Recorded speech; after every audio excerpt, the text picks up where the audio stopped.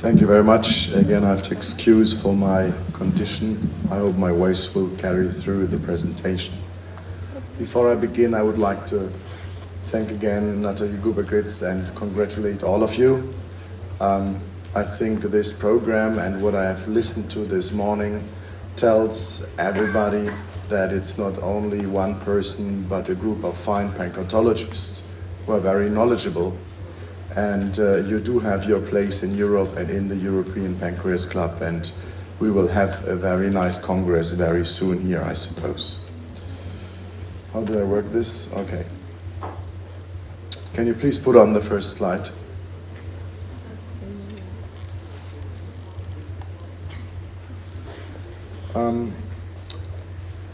I should tell you about what is the ideal pancreatine. And this is the name for the enzyme, the generic name that is, even if we all know some of the brands, and I think the one which is available in Ukraine is Creon. Now, before I do that, I'd like to start a little bit more with a general view on life as such. And meals and eating are, of course, very important.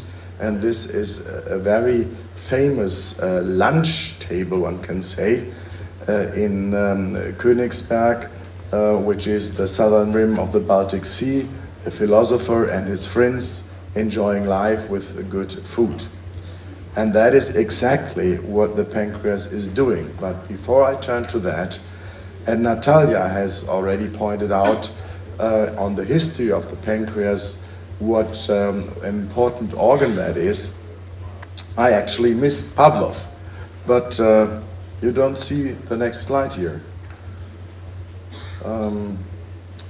There are many Nobel Prizes awarded which are attached to the pancreas. The first being, after Pavlov, the detection of insulin during Benting at McLeod. It wasn't Benting at best.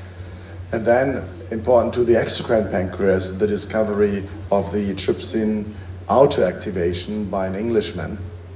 And then later on, George Palade, who is actually Romanian, who discovered this compartmentation, as you can see here on the electron microscope pictures, of different vesicles in the acinar cell. And it was really his student, his doctoral student, Günther Blobel, a German, who then later on in the United States discovered that this sorting of enzymes is done with signal peptides.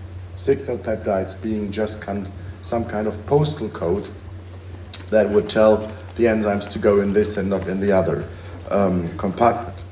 And finally, a couple of years ago, 3 people, amongst them and another German, detecting how the opening of these enzyme vesicles is happening into both the blood but also into the pancreatic duct. So it's really rewarding to work with the pancreas, and I encourage all of you to go on and do that. Now, during the last presentation we already heard a lot about guidelines, and I will give you also the latest on that one. There are a lot of them already published, as you can see, amongst them the German one, which is the so-called S3 guidelines, and a Cochrane review. And these are summarized in a very comprehensive way in a short paper which we published a couple of years ago in our new European journal.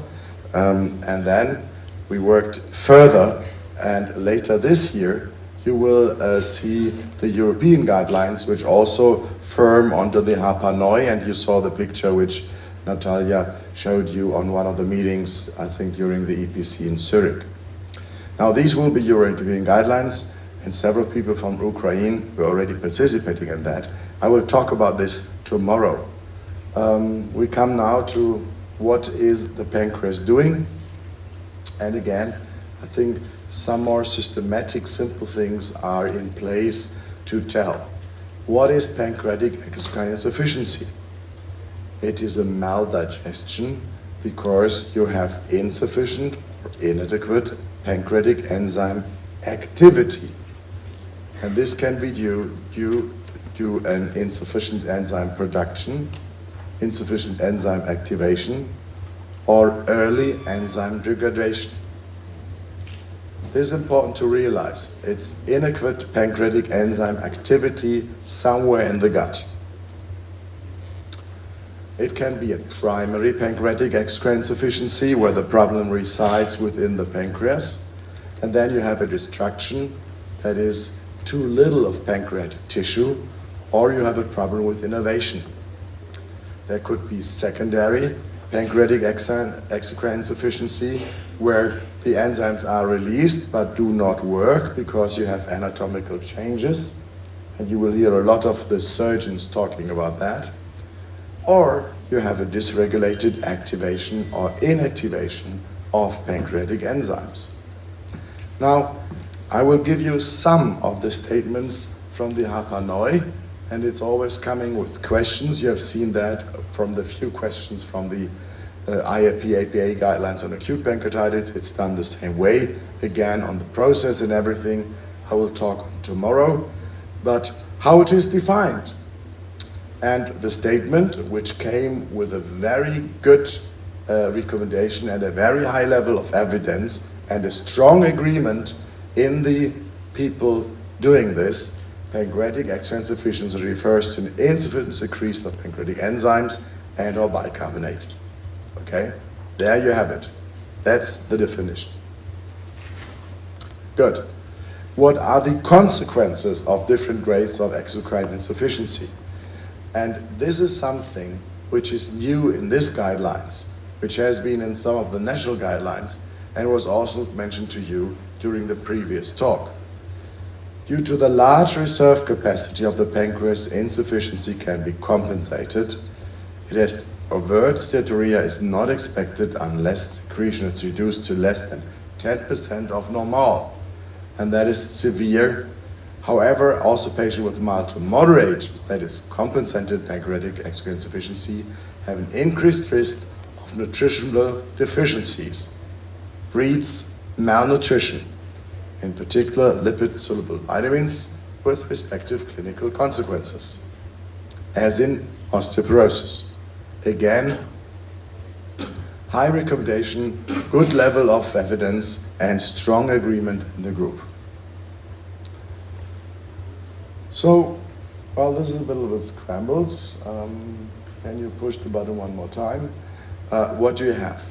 Deficiency of pancreatic enzyme, as in chronic pancreatitis, cystic fibrosis, pancreatic cancer, and patients with a left-sided pancreatic secretion, resection. Then you have, no, go back one. You have the deficiency of secretion, and this you can have with diabetes, for instance, with patients who have Soliga-Anderson syndrome or under somatostatin therapy. And finally, you can have this anatomical variant, which is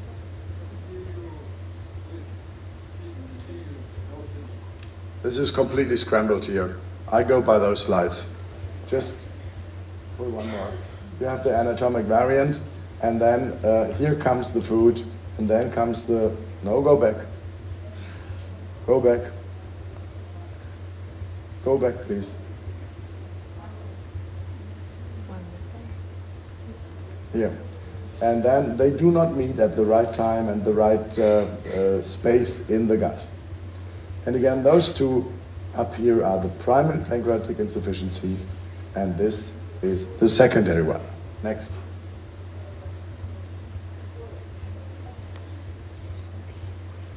Okay.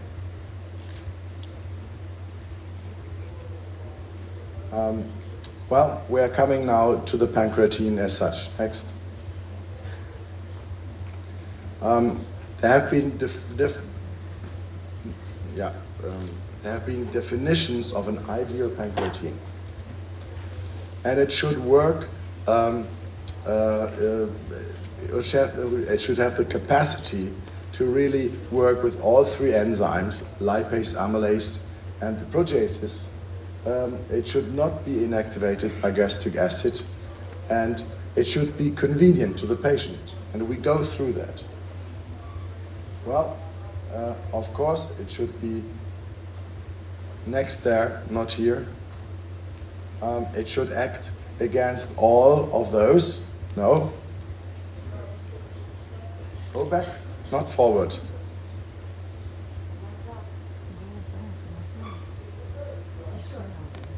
One more time back.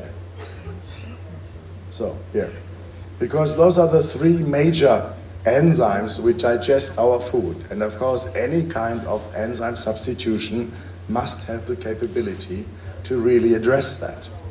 And of those, of course, the lipase and the lack of lipase is the lead enzyme for a couple of reasons. Because this is where most of the food traditionally was coming from. And secondly, there are no other places who can significantly substitute the production of lipase in the body. This is a little bit different for both amylase and proteases, which you find in other glands in the body and even the stomach and the tongue.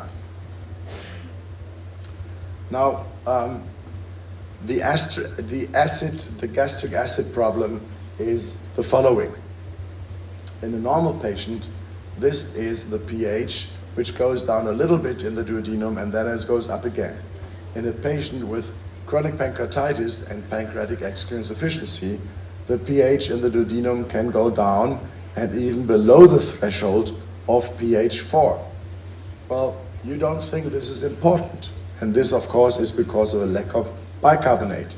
However, it is important because below the threshold of pH 4, lipase is completely inactive. It's destroyed. So it cannot work. So therefore, the enzymes must withstand the pH of 4, or they need to be done in a way that they can work under these conditions. This is again too much advanced. We go back one. And the third one more, it must be the 3 up there. Somebody scrambled my slides here, I must say. Because the third one should tell you, why should it be comfortable to the patient? Well, it should be comfortable because in the old days, one would ground raw pancreatic tissue, put it between 2 wafers, and this was your pancreatine, okay? And that, of course, was not very convenient to the patient. Imagine you eat some raw gland of the pancreas of a pig. Well, anyway, this has improved. Go on.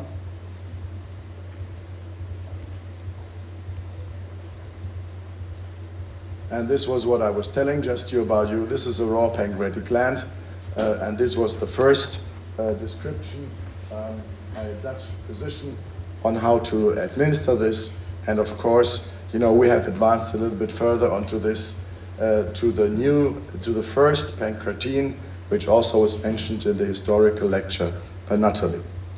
And ever since, the pancreatic enzymes have developed, and there are, now I have the Ukraine on my slide here. This is very nice, but I guess I know my slides very well, so I don't need even the English translation. There are factors from the patient and from the product side which determine what is important for an ideal pancreatine. All right, so you can read these here, and we published on that.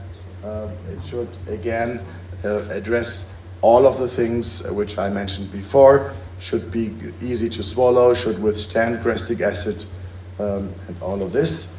And also then, and this was part of the things I talked about, it should go all the way into the duodenum, and a crucial thing here is actually the passage through the pylorus. Well, obviously not everything and every size of things can go through the pylorus, particularly in the antidigestive phase. So there are old studies demonstrating that it must be a rather small particle, at least something in the range between 1 and 1.8 millimeter.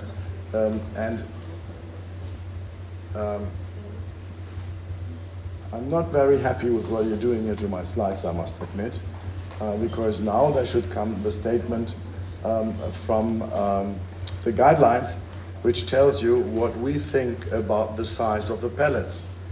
And the European guidelines say it should be pellets less than 2 millimeter. And there's strong evidence and excellent agreement on that. This is depicting the lipase production in the interdigestive phase and the peak of lipase, amylase, trypsin. And as you can see, we are producing quite a lot of enzyme during the height of enzyme production after a meal. Now, and this is the curve which normally is happening in a healthy individual. It goes a peak up to 4 and then it goes down. And if you have a chronic pancreatic exocrine insufficiency, then the curve under enzyme supplementation looks almost the same. And we could be happy, however, if you look at the units, here it's kilo unit, and here the kilo is lacking, so we are 2 logs off. So it's basically 1% of what a normal person is producing is what we're giving for substitution. So that is something to keep in mind. Nevertheless, this is working very well. There are other factors which are important to realize, and this is the so-called incretin concept, which is something which is basically contributing to the way the pancreas works. And I will briefly look at that because it's also important to realize that this is something which is helping to making the digest. If you look at gastric emptying, in this case it was cystic fibrosis patients with and without enzymes and health controls, then the enzymes, which are the open circles here, help to get a patient who has a pancreatic exocrine insufficiency to become as a healthy person. Also pointing to the fact that bringing the enzymes from the stomach into the duodenum is pivotal for giving them a chance to really digest the food. And you have seen that already in the presentation of Natalie also, which is just depicting the evolution of pancreatic enzymes from the raw material, which I showed you, to what is today's state-of-the-art preparation, the so-called microspheres or even mini microspheres, which are acid resistant, can go through the pylorus, have an equal mixture with the food, and then act mostly by the red color here in the duodenum. And we did a study some years ago, and this was basically triggered by a law in the United States demonstrating that you have to register all pancreatic preparations for new because there are fundamental and significant differences. So basically all the industry had to submit all their papers again, and I show you some of this evidence, because if you compare those enzymes, that's what we did a couple of years ago, then you can see in an in vitro model that there are fundamental differences between some of those preparations.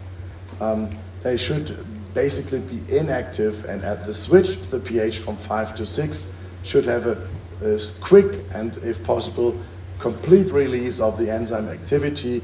And as you can see here, only two preparations have this capability, whereas others are completely useless. That is to say, if you have activity already here, it's useless, and then if you do not even activate at the pH later on, you will not have the full effect in the duodenum. So that was one of the things which I think was rather important. So now we go one more here on the screen, please, and then hopefully we come to the statement.